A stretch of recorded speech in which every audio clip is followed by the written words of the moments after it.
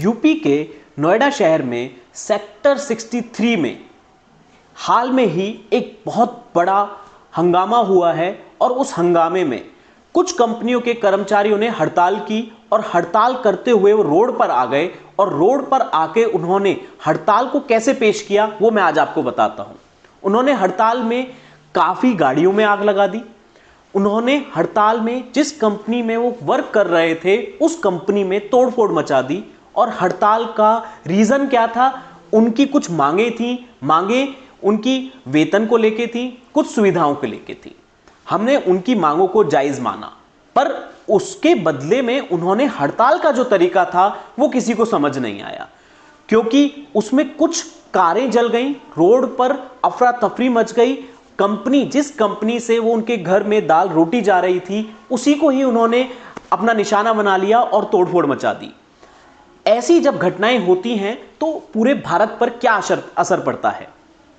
ऐसी घटनाओं का सबसे बड़ा असर पड़ता है कि बाहर की विदेशी कंपनी ऐसी सिटी में आने से डर लगता है, क्योंकि उन्हें यह डर खाता है कि यदि हम ऐसी जगह अपना इन्वेस्ट करेंगे और वहां के कर्मचारी ऐसा करना लगे तो हमारी कंपनी का फ्यूचर क्या होगा।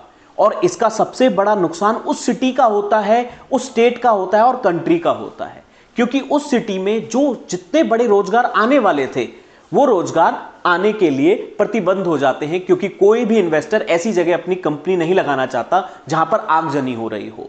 साथ ही साथ उस कंपनी में जिसमें एम्प्लॉयज काम कर रहे थे वो भी यह सोचने को बहुत विवश हो जाते हैं कि आने वाले टाइम में हमारे लिए यह सिटी सेफ है या इसकी जगह हम किसी और स्टेट में जाके इस कंपनी को लगाया जाए।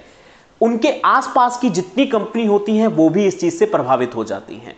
तो जितने भी वर्कर्स हैं उनसे मेरा यह निवेदन है कि ऐसी हड़ताल कभी ना करें जिससे सरकार का, जिससे आपका खुद का, आपकी कंपनी का और अपने देश का नुकसान हो रहा हो, क्योंकि यह नुकसान हमें उस टाइम पर तो जोशीला लगता है पर बाद में इसके जो रिजल्ट होते हैं बड़े भयानक होते हैं।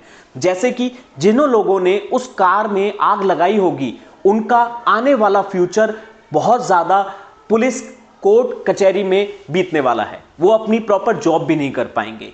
साथ ही साथ जिस कंपनी का आपने लॉस किया है वो लॉस भी आपसे ही वसूला जाएगा, क्योंकि लॉस करने वाले कर्मचारी हैं।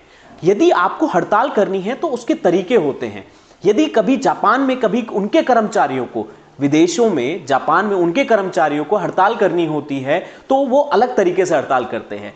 अभी कुछ टाइम पहले बस के ड्राइवरों ने हड़ताल करी और हड़ताल का तरीका क्या था? उन्होंने लोगों को परेशान नहीं किया, सरकार को परेशान नहीं किया, केवल लोगों से उस टिकट के प्राइस लेने से मना कर दिया और उनको फ्री ट्रैवल करने दिया।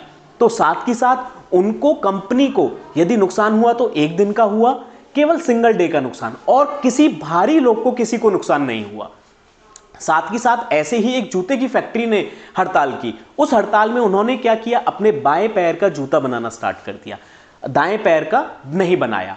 उससे फायदा क्या हुआ? कंपनी को उनका मैसेज मिल गया हड़ताल वालों को कि कंपनी उस चीज पर जल्दी से जल्दी कोई ना कोई स्टेप ले, और उससे उनकी जो वर्किंग थी वो भी नहीं रुकी, उनकी जो सैलरी कट होनी थी वो भी कट नहीं हुई, और ना किसी भी सरकार का, देश का, समाज का किसी का नुकसान नहीं हुआ।